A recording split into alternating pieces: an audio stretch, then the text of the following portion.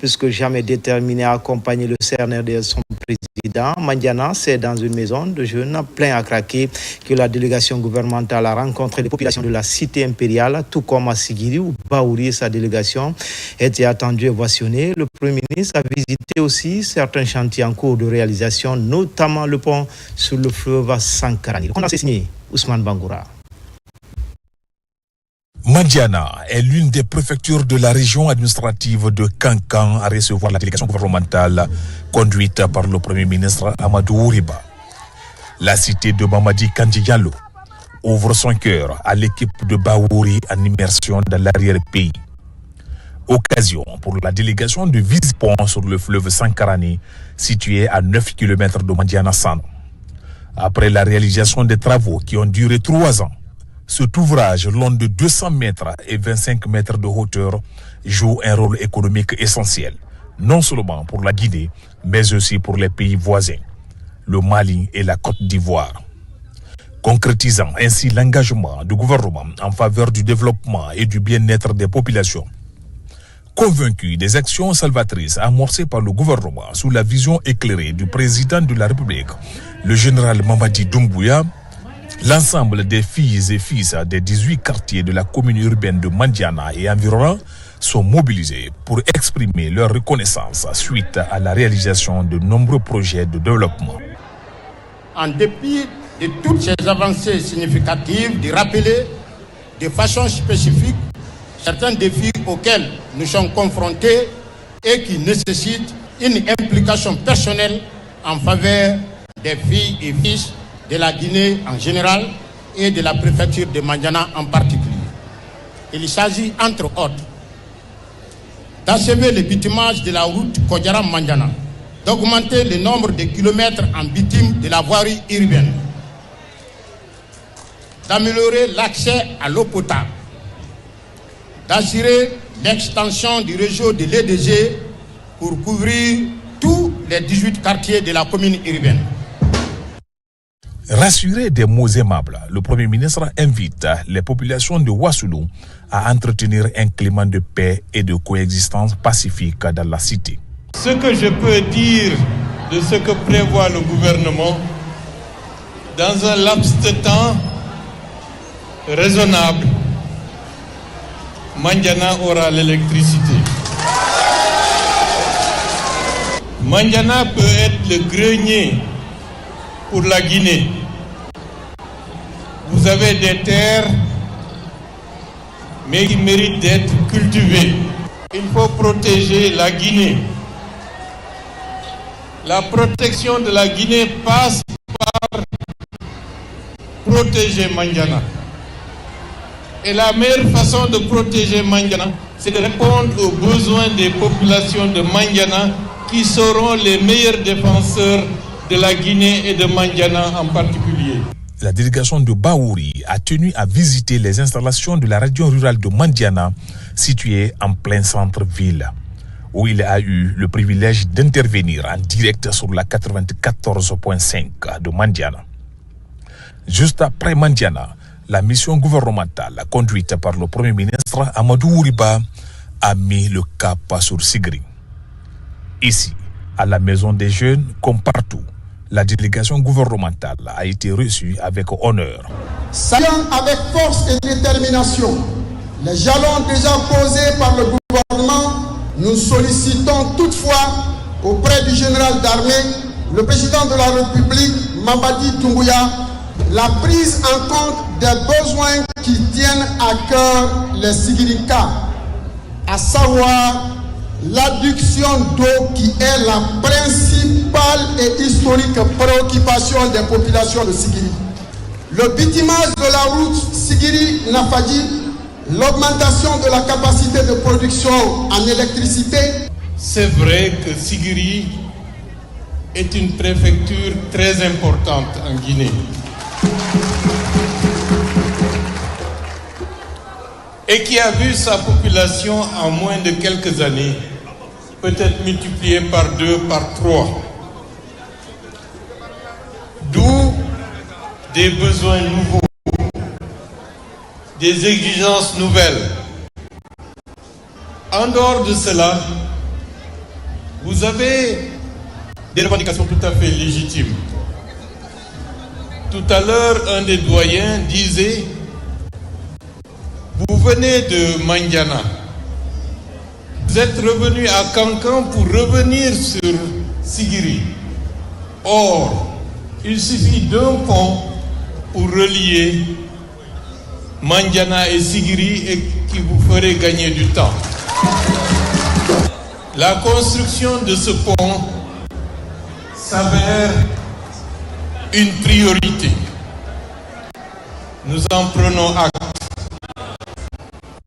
La délégation gouvernementale conduite par le Premier ministre Amadou Ouriba a bouclé sa journée de travail à Sigiri par la visite de l'un des plus grands chantiers de la préfecture. Sur ce site, plusieurs bâtiments sont en train de sortir de terre, devant abriter l'école élémentaire et secondaire. La maîtrise de la charte graphique de l'État et les règles de rédaction deviennent des impératifs au sein de l'administration publique. Au compte de l'immersion gouvernementale à Kankan, les cadres régionaux sont à l'école du secrétariat général du gouvernement pour atteindre les objectifs de refondation de l'État. RTG Kankan, Djamokaba. Devoir de réserve, de discrétion, de neutralité et secret professionnel dans la fonction publique, des thématiques bien défendues à Kankan. Les secrétaires généraux des préfectures de la savane guinéenne et membres du cabinet du gouvernorat sont ciblés par cette formation sur les défis de la gouvernance locale. Vous savez, depuis un moment donné, nous sommes tous engagés dans la pratique de la refondation de l'État et de la rectification institutionnelle.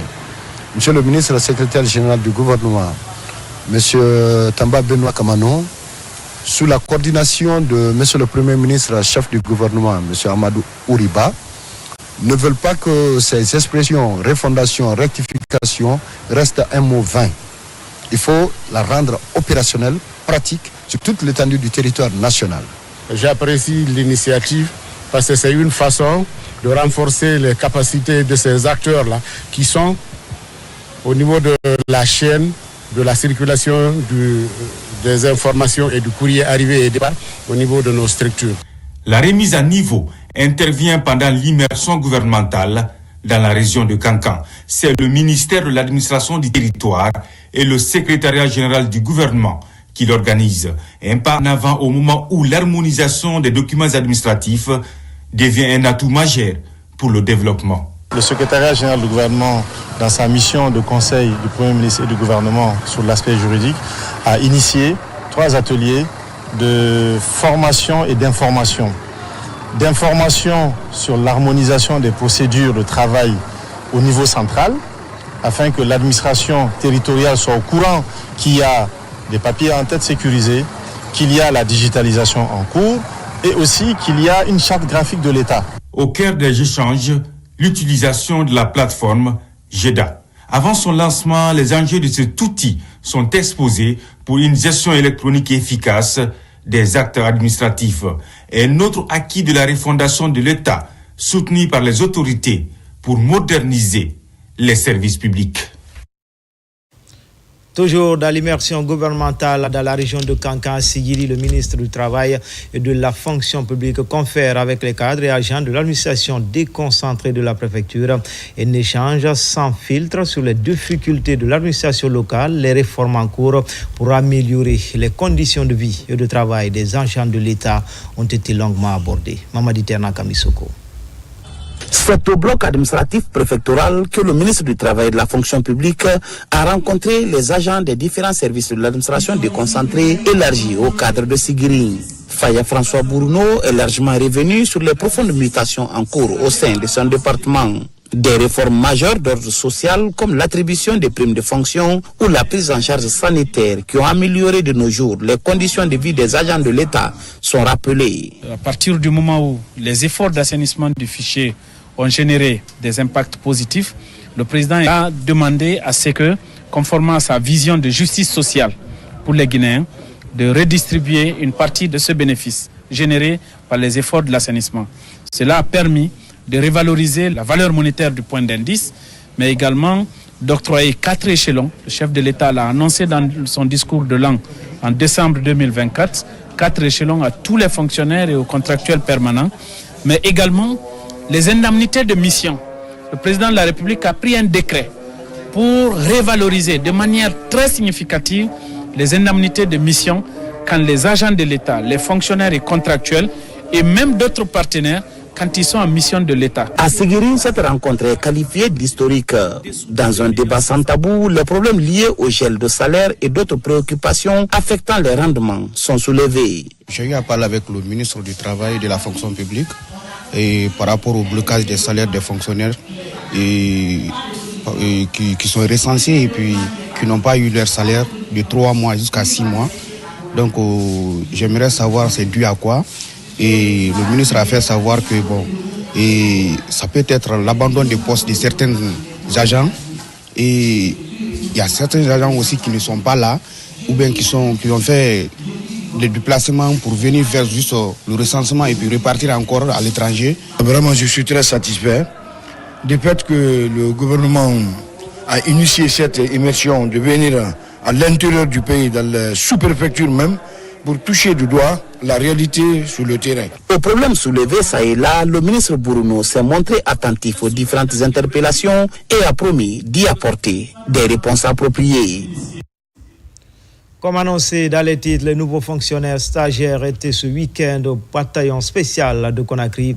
Ces stagiaires se félicitent de cette initiative des autorités de la transition. Au même moment, au camp Alpha Yaya Diallo, le deuxième groupe quitte Conakry pour entamer les 5 semaines de formation civilo-militaire au centre d'instruction de l'armée de mer à Forikaria, au centre d'instruction d'infanterie de Kindia. Adjudant-chef Oumar Kamara, il est correspondant de la presse militaire. Après 5 semaines de formation civilo-militaire au centre d'instruction d'infanterie de l'armée de mer situé à Maferenya et au centre d'instruction d'infanterie de Kindia, les 2000 nouveaux fonctionnaires de l'État ont regagné Conakry. Ils ont été accueillis à leur arrivée ici au camp Alpha Yaya Diallo par les représentants du ministère de la Défense nationale, de la fonction publique, les responsables de l'Institut national de formation et de perfectionnement et les chargés des ressources humaines des départements ministériels. C'est un stage probatoire qui s'étend sur 1 an. Là, on vient de voir la première séquence de ce stage, c'est-à-dire qui s'accentue sur la formation civilo-militaire. Donc ça s'est très bien passé. Cette initiative des autorités de la transition vise à améliorer les prestations au sein de l'administration guinéenne dans l'intérêt supérieur de la nation. Conformément à leur programme, ils vont suivre une autre phase du processus administratif. C'est vrai que ça a été laborieux. Cependant, ils reviennent fiers et nous sommes autant plus fiers qu'eux. Aujourd'hui, c'est la fin de l'induction.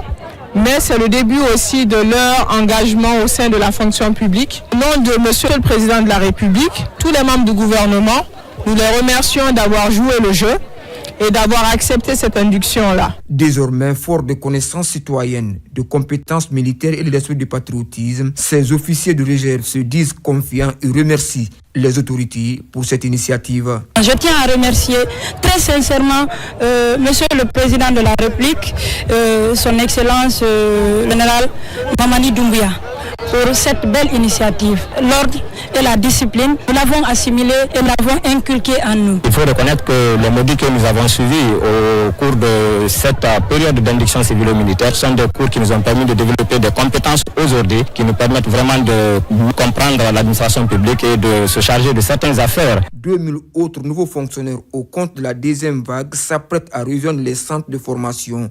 800 d'entre eux seront au centre d'instruction d'infanterie de Kindia et 1200 au centre d'instruction de l'armée des mers à Maferenya pour 5 semaines d'induction. Coopération entre l'Agrace de France et l'Agrace Guinée en séjour de travail en France. La direction générale de l'agence a longuement échangé avec le personnel de l'Agrace France sur ses missions et fonctionnement. Un partage d'expériences qui devrait aider à améliorer son mode de fonctionnement. Les images de Mohamed Souma sont commentées par Tiano Younoussaba. En France, les agences de gestion et de recouvrement des avoirs saisis et confisqués de la Guinée et de la France partagent les bonnes pratiques dans la lutte contre la délinquance économique. Cette rencontre devrait déboucher sur une possible coopération entre ces deux institutions. Nous échangeons sur notre organisation, notre fonctionnement, nos missions et aussi nos ressources humaines et notre budget.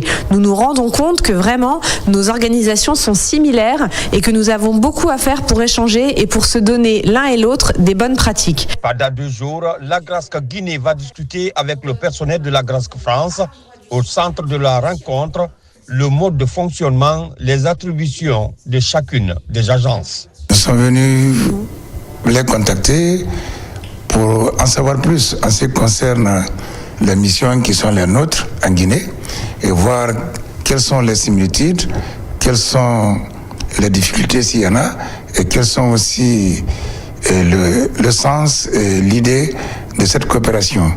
Les différents départements qui vont nous recevoir, nous sommes dans l'obligation de reconnaître qu'il faut absolument que nous continuions cette lancée au niveau des autres agences pour que nous qui sommes la nouvelle née des agences, nous puissions profiter de l'expérience. Depuis sa mise en place, l'Agrasc a mené de nombreuses actions contre le détournement des fonds publics et autres pratiques assimilées.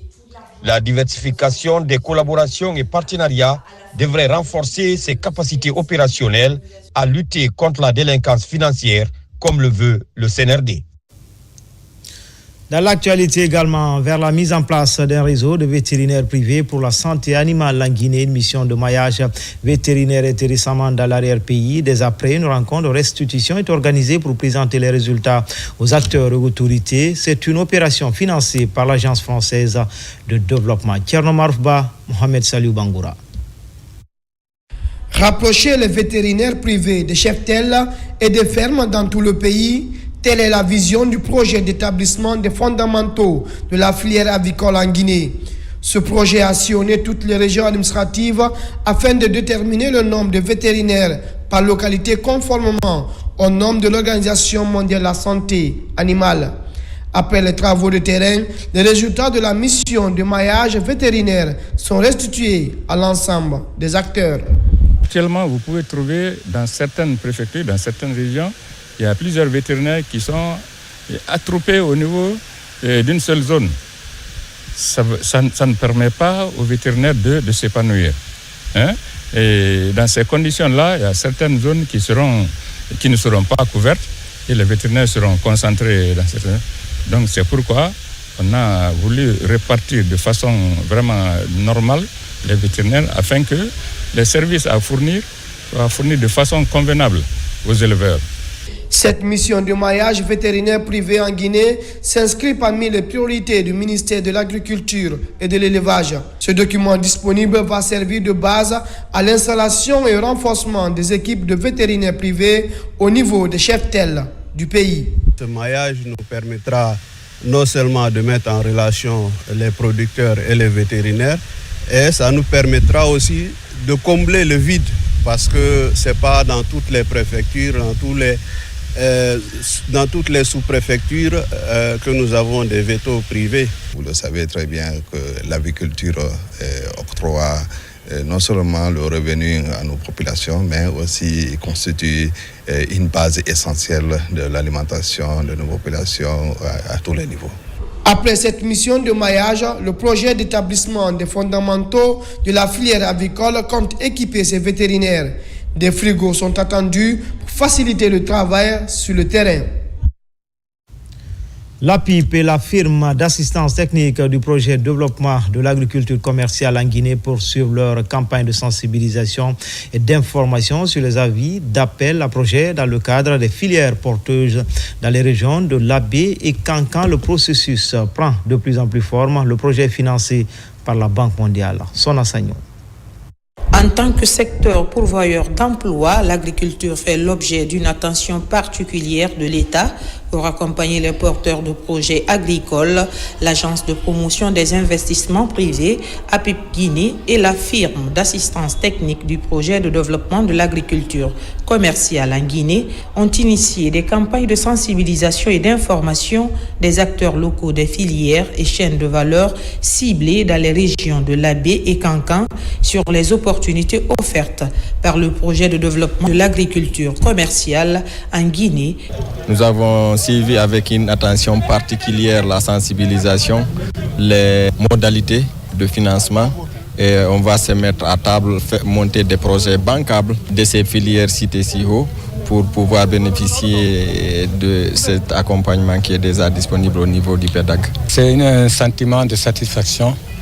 Et cela prouve que vraiment le gouvernement envisage de soutenir les agriculteurs et les producteurs. Financé par la Banque mondiale, le projet de développement de l'agriculture commerciale en Guinée vise à soutenir les femmes et les jeunes entrepreneurs à améliorer leur production, la transformation et la commercialisation des produits en Guinée et à l'international. Le ministère du Commerce est aux côtés du ministère de l'Agriculture pour soutenir ensemble les grandes lignes du projet PEDAC, le projet de commercialisation agricole. Et ce projet va permettre justement aux deux départements d'aider nos populations à avoir accès au financement et à développer les filières fonio, maïs et soja. Il faudrait que nous, producteurs, se mettent à la tâche pour valoriser ce que nous faisons. Nous produisons beaucoup les filières dont le projet parle quand il s'agit du fonio. À travers ce projet, PEDAC prévoit d'appuyer 230 sous-projets portés par des entreprises et consortiums dans les filières fonio et soja, entre autres. C'est une bonne nouvelle pour les contribuables de la Direction générale des impôts. Il existe désormais un bureau de formation et d'assistance aux contribuables installé dans l'enceinte de la DGI. Cette plateforme vient ainsi réduire les tracasseries liées à l'obtention de certains documents fiscaux. Makeme Donzo. Du nouveau à la Direction générale des impôts, un bureau de formation et d'assistance aux contribuables BUFAG existe désormais. Il a pour mission non seulement d'accompagner les contribuables dans la digitalisation, mais aussi dans le déploiement des modules de système d'administration fiscale. C'est un nouveau bureau qui a été créé il y a à peine un mois. C'est pour être plus près des contribuables, pour pouvoir les assister dans leur téléprocédure et tout. Et s'ils rencontrent des problèmes dans leur déclaration et autres, il y a un bureau qui est là à l'écoute pour leur permettre de faire leurs obligations fiscales. Une vingtaine de personnes travaillent à satisfaire les usagers dans plusieurs domaines, comme l'élargissement de l'assiette fiscale, l'orientation des contribuables dans les démarches d'adhésion à la plateforme et l'accomplissement de leurs obligations fiscales afin de régulariser leur statut. C'est un ouf de soulagement pour les contribuables. Je suis venue renouveler mon code neuf, il n'y a pas de problème. L'accueil est chaleureux, tout va bien et puis quand tu viens, ils vont s'occuper de toi, tu vas renouveler et puis tu seras à jour. On a le itax.gov.gm qui est une plateforme publique où les gens viennent pour s'inscrire. Tu peux faire tes déclarations et paiements en ligne pour avoir ce certificat. Ce NIF est le cutus que tout le monde cherche pour les différents marchés. Être proche des contribuables fait partie des défis que la directrice générale de l'impôt compte relever. En plus de ce bureau de formation d'assistance aux contribuables, un centre d'appel sera bientôt disponible avec un numéro vert joignable du lundi au vendredi. Après la région forestière, le mouvement Saran-Chérif pour la continuité du général Mamadi Doumbouya est dans la région de Kankan sous la coordination de Hadja Diaba Doumbouya. Une délégation rencontre et lâche Lansine Kédia Doumbouya pour peaufiner les stratégies politiques et opérationnelles pour une implantation du mouvement en Guinée et à l'international. Kerfa la presse Camara, Mamoudou Silla. Le Mozakod dirigé par Hadja Diaba Doumbouya a été reçu au domicile privé de la Haj Lansine Kédian Doumbouya à Kankan. Lors de cette rencontre, la délégation vêtue aux couleurs du mouvement a abordé des sujets liés à la cohésion sociale, au développement et à l'avenir du pays. Hélas, à notre présence à son domicile, ce qu'il vient de faire ce soir, ça nous dépasse. Il nous a honorés. Parce que tu travailles pour quelqu'un, il reconnaît que tout ce qu'il fait, tu fais pour moi, cela suffit de tout. Le général Mamadi Doumbouya, c'est un messie. C'est un homme qu'il faut pour ce pays, un homme providentiel qui peut changer en un clin d'image de la Guinée. C'est pourquoi nous demandons tout simplement la continuité à la tête de notre pays. Très touché par cette visite, El Hadj Lansine Kédian Doumbouya a félicité le Mozakod et a réaffirmé son soutien incontournable à ses initiatives. C'est un grand honneur pour moi aujourd'hui de recevoir ce mouvement. La naissance, j'ai participé depuis qu'on a créé. Aujourd'hui, par la grande surprise, ce mouvement est venu m'installer dans mon domicile.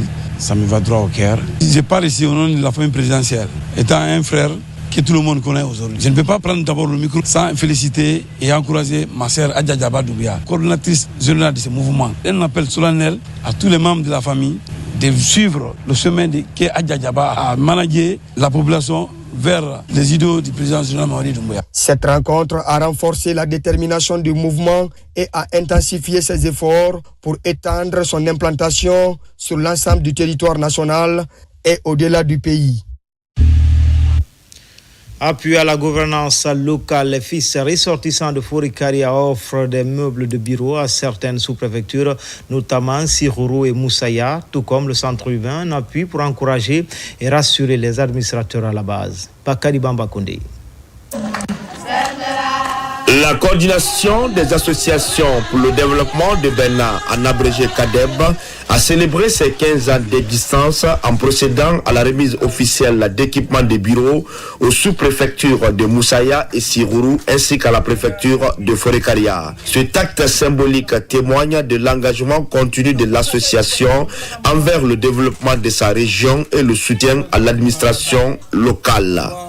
Au-delà des activités festives, de marquer de façon concrète, de façon historique, ce qui n'a jamais été vraiment fait à Benna, nous avons apporté notre contribution dans tous les secteurs d'activité, que ce soit l'éducation, la santé, les routes, par 3 fois déjà, depuis que nous sommes constitués en association au niveau de Benna.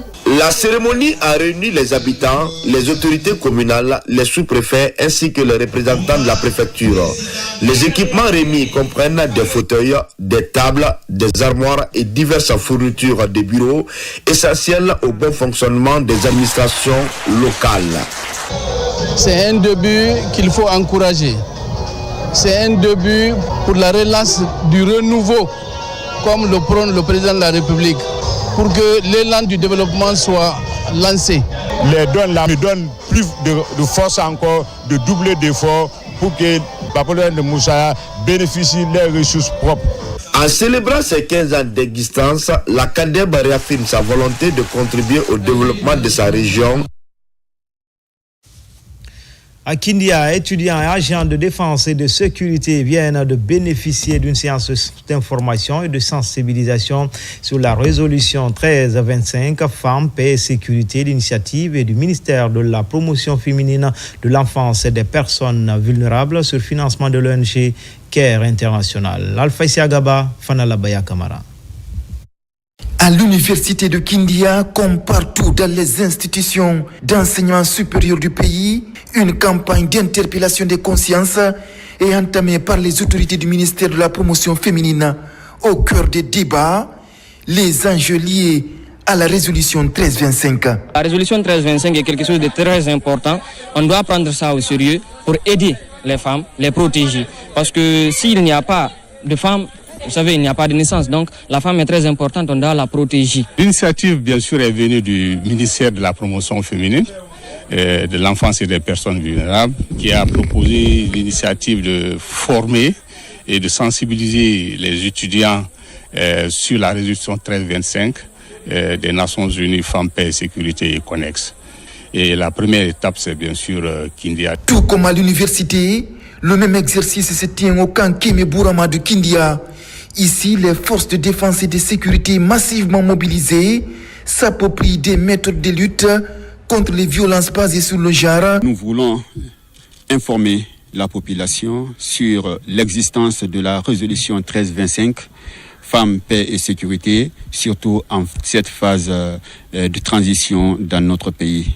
Et l'instrument que nous avons, nous, ministère de la Promotion féminine, enfance et personnes vulnérables, pour opérationnaliser cette dynamique. Sachant que l'armée est une partie intégrante pour le maintien, la conservation et la consolidation de la paix et de l'unité nationale, si nous recevons une telle mission, c'est vraiment un sentiment de fierté et de satisfaction. Les mêmes thématiques seront ainsi développées dans les autres institutions d'enseignement supérieur du pays, tout comme dans les garnisons pour renforcer la cohésion sociale de vivre ensemble, mais aussi les recommandations de la résolution 1325 des Nations Unies Femmes, Paix, Sécurité et annexes. Toujours à Kindia, préparatifs des examens nationaux dans la région, les acteurs du système éducatif sont en conclave pour des examens crédibles. Des annonces ont été faites pour rendre plus efficace la gestion de ces évaluations avant, pendant et après les différentes épreuves. Yaya Silla, Fanala Baya Kamara.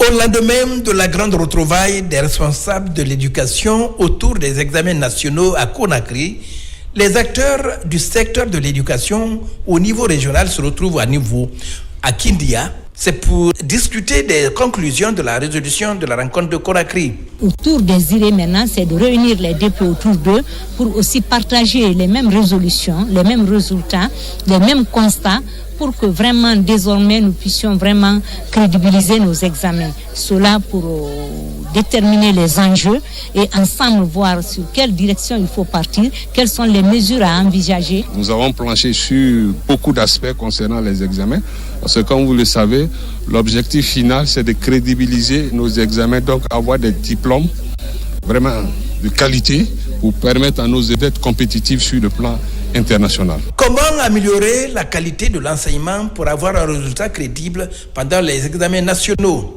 Inspecteurs de l'éducation, directeurs préfectoraux de l'éducation et partenaires sociaux sont invités à faire un travail de qualité pour des examens crédibles. C'est vrai, vous êtes venus ici pour apprendre. Moi, je vous demande plutôt d'appliquer ce que vous allez apprendre ici. C'est ce qui manque. La formation des élèves et le redressement du futur de notre pays. Le ministère de l'enseignement préuniversitaire et de l'alphabétisation se bat pour rehausser le niveau de formation des élèves. La tâche sera ardue si les formateurs en situation de classe ne se préoccupent pas de leur propre performance. Ouverture d'un cadre de concertation en faveur des jeunes en Guinée, la réunit plusieurs partenaires qui interviennent dans la promotion des jeunes. Ils réfléchissent pour trouver des occupations saines à la jeunesse et un accompagnement pour les porteurs de projets. Alphaïsia Gaba. Au ministère de la Jeunesse et des Sports, la question de jeunesse est toujours d'actualité, d'où l'ouverture de ce cadre de concertation entre les cadres du département et des partenaires au développement. Les échanges portent sur les grands enjeux de promotion de la jeunesse.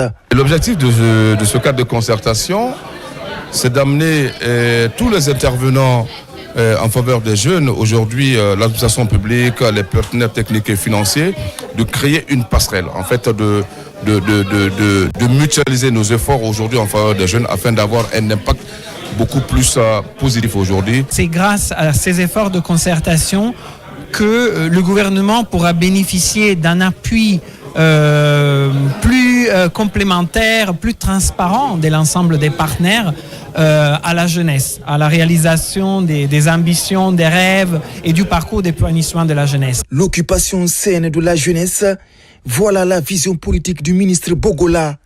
Ici, la volonté est très prise au sérieux. Déjà, plusieurs initiatives sont entreprises en faveur des jeunes Guinéens. Si le ministère vraiment a décidé de mettre tous les partenaires ensemble pour les amener à redéfinir les priorités, à vraiment les orienter vers les jeunes, nous, c'est vraiment très important pour nous, on est très contents. Et en annexe, on est en train d'initier aussi une autre activité. Et cette activité consistera forcément à organiser les jeunes en des groupes thématiques en fonction des priorités de l'État sur les questions de jeunesse, mais aussi la priorité des partenaires. Ce cadre de concertation entre partenaires de promotion de la jeunesse et le département de tutelle devrait permettre de faciliter l'insertion socio-professionnelle des jeunes porteurs de projets. À Imbaya, les populations sont plus que jamais déterminées à assainir leur cadre de vie, d'où l'organisation d'une opération coup de balai. Elle a été accompagnée par la jeunesse de Imbaya. Abakar Junior Kamara. Les populations de Imbaya Tannerie expriment leur reconnaissance au président de la République, le général Mamadi Doumbouya, à travers des activités citoyennes. Sur fonds propres, ils entretiennent les voies d'accès du quartier. Un acte symbolique, mais plein de sens. L'idée principale, c'est d'accompagner le président de la République, le général Mamadi Doumbouya.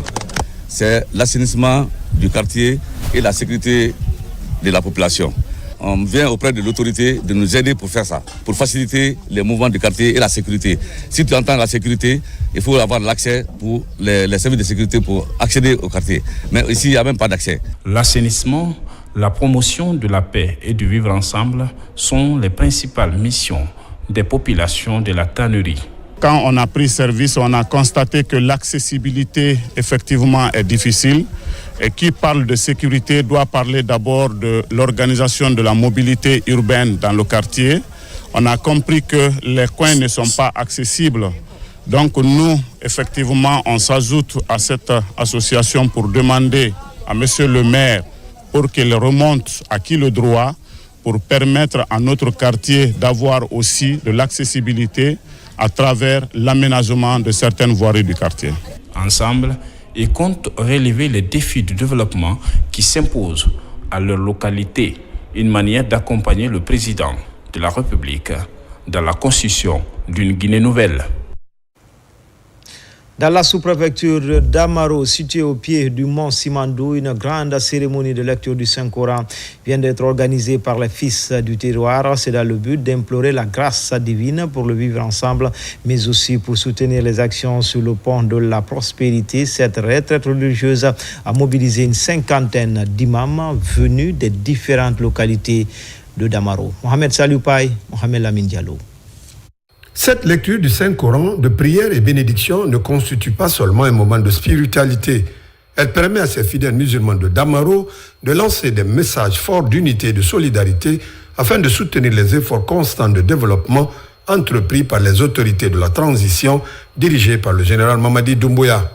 Je suis vraiment content aujourd'hui que une fois dans ma préfecture, précisément dans ma sous-préfecture d'Amaro, qu'il y ait une lecture du Saint-Coran pour prier pour toute la République, toutes les filles et fils de ce pays, mais sous l'égide du président, le général d'armée Mamadi Doumbouya. Le développement amorcé par les autorités de la transition, basé sur des principes de paix et de cohésion sociale, est bien perçu par les fils ressortissants et résidents de Damaro. Damaro, c'est la capitale de Simandou. Aujourd'hui, tous les 84 villages, les grands imams de 84 villages sont réunis ici. Les grands imams de toutes les sous-préfectures dans la préfecture de Kéouané sont actuellement à Damaro ici, qui continuent à lire le Coran, à bénir pour le président de la République, le général Mamadi Doumbouya, pour sa vision, pour prospérer vraiment sa chefferie donc à travers la Guinée. Que Dieu accompagne Monsieur le Président, son Excellence le général Mamadi Doumbouya, dans ses meilleures actions, surtout le problème de Simandou 2040 qui est en cours comme ça. Vraiment, c'est une bonne initiative. Que Dieu l'accompagne dans son grand pas. À travers cette lecture du Saint-Coran, les habitants de Damaro réitèrent ainsi leur engagement à soutenir la vision de la refondation prônée par le chef de l'État, le général Mamadi Doumbouya, basée sur la construction d'un avenir prospère, l'unité et la solidarité de tous les Guinéens. À Macenta, les femmes du mouvement Kérékoura s'engagent à préserver la quiétude sociale tout en soutenant le CNRD et son président. Un appel est fait aux autres confessions religieuses à emboîter les pas de cette dynamique solidaire. Marwan Kamara. Baromètre de la société et sentinelle de la paix, les femmes renouvellent l'engagement d'accompagner les autorités dans leur élan de développement. Là-dessus, à la préfecture de Macenta, pour cette communion spirituelle, un accueil chaleureux est réservé à la délégation de la société navale guinéenne par les femmes du mouvement Kérékoura.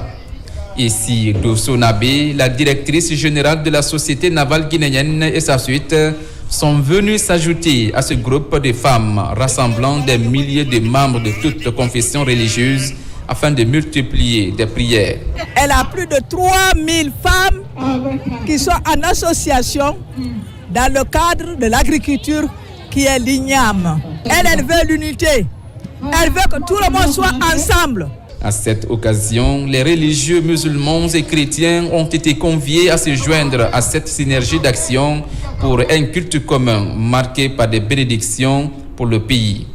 Nous sommes là pour supporter ces femmes qui se sont donné la main pour vraiment prier pour la Guinée, pour dire que c'est le président Mamadi Doumbouya qu'ils ont choisi. À Massanta, c'est un tout. Hier, on était à l'église. Aujourd'hui, nous sommes là avec les musulmans pour prier pour la paix, pour dire que les fils de Massanta sont unis. Cette journée spirituelle a été aussi marquée par la messe dominicale à la grande église de Massanta, symbolisant ainsi le début de cette initiative placée sous le signe de rassemblement. Les femmes jouent un rôle prépondérant dans le processus de paix. Donc, c'est le moment d'exhorter toutes les communautés de Massanta pour prôner la paix. Soutenir les autorités dans leurs différents projets de développement amorcés est aussi l'une des ambitions phares des femmes de la préfecture de Massanta. Même exercice à Kouroukoro, Oulada, préfecture de Kouroussa, des messages de sensibilisation sont passés sur fond de prière et lecture du Saint-Coran pour une transition apaisée et réussie. Nabila Moussa Kamara. Les fils ressortissants et résidents de Kouroukoro Oulada étaient fortement mobilisés la semaine dernière. Ils ont décidé de se retrouver en famille à Kouroukoro pour communier ensemble dans la foi et la ferveur religieuse, faire des prières et la lecture du Saint-Coran pour renforcer leur fraternité, la cohésion sociale et la prospérité de leur village, leur sous-préfecture et le reste de la Guinée. C'est pour renforcer les liens de parenté, bénir pour le Tout-Puissant Allah, bénir pour le pays et bénir pour le président actuel, qui est sous l'impulsion duquel nous vivons tous et nous prions pour sa réussite parce que nous voyons les jalons qu'il est en train de poser à travers le pays. La lecture du Saint-Coran pour l'unité nationale, pour la paix et la cohésion sociale, tous sous l'impulsion du chef de l'État, le président de la République, le général Mamadi Doumbouya. Cette rencontre n'est pas la première ici à Kouroukoro. Les fils ressortissants et résidents de la localité en ont l'habitude. Entre nous et Dieu, c'est quoi? C'est la reconnaissance d'abord. Donc de remercier tous les sages, les épouses, les femmes de Kouroukoro. Nous remercions très activement les ressortissants et surtout les résidents. Kouroukoro est toujours derrière le président de la République, en train de bénir pour lui. Parce qu'ils savent que s'ils bénissent pour lui, ils bénissent pour ce pays-là. Comme cette fois-ci, sinon plus, les fils de Kouroukoro se disent toujours prêts à organiser des rencontres fraternelles et citoyennes en implorant la grâce divine pour le bonheur de notre patrie commune, la Guinée. Enfin, Koulou, une nouvelle plateforme de mobile money pour sa vulgarisation. Ses responsables ont entamé un carnaval dans les 13 communes de la capitale pour accélérer le processus. Des agents sont déployés sur le terrain pour aider les abonnés à télécharger cette application et à créer des comptes Koulou. C'est un public reportage signé Nabila Moussa Kamara, Alkaliko Bilikita. En compagnie des motards, de l'équipe des rollers, des forces de sécurité et de l'équipe de la Croix-Rouge, les agents de Koulou expliquent aux citoyens le mode d'utilisation de l'application Koulou tout en distribuant des flyers dans tous les points sillonnés. C'est une application qui vient pour démocratiser l'inclusion financière en Guinée. Comme ça le dit, c'est pour tout le monde. C'est pour les artisans, c'est pour les mamans qui vendent au marché, c'est pour les mototaxis, c'est pour tout le monde, comme on le dit. Donc nous sommes là aujourd'hui pour le crier haut et fort et demander à toute la population guinéenne de venir tester ce nouveau produit qui va révolutionner l'inclusion financière en Guinée. Pour informer les citoyens sur la disponibilité de Mobile Money Koulou, tous les moyens nécessaires sont mis en place. Des promotions et des stratégies de marketing ont déjà démarré dans la capitale Conakry et se poursuivront à l'intérieur du pays. Koulou va au-delà des services basiques de dépôt, retrait, transfert. Nous voulons que l'écosystème soit un écosystème inclusif. Nous voulons que le transport fasse partie de l'écosystème. Nous voulons que les mamans qui vendent de chaque côté des marchés de notre capitale fassent partie de l'écosystème. Nous voulons la pleine inclusion financière. Pour donner la facilité à tout client, à tout jeune, toute personne de pouvoir télécharger l'application gratuitement sur Android ou bien sur Apple Store en un clic Et dès qu'ils installent l'application, ils sont identifiés, leur compte est validé à travers nos équipes du back-office qui permettent de voir qui se trouve derrière le compte. En fait, nous essayons de suivre un peu la régulation qui demande vraiment de s'identifier et après, ils sont prêts pour faire le premier début, bien le premier transfert. Cette innovation dans l'inclusion financière en Guinée va créer de l'emploi pour de nombreux jeunes en chômage. En plus des autres plateformes de transfert d'argent, Koulou est disponible partout en Guinée et il est pour tout le monde, comme indique son slogan. C'était tout pour les infos. Grand était le plaisir pour moi de vous servir. L'actualité se poursuit sur le www.rtgguinée.info.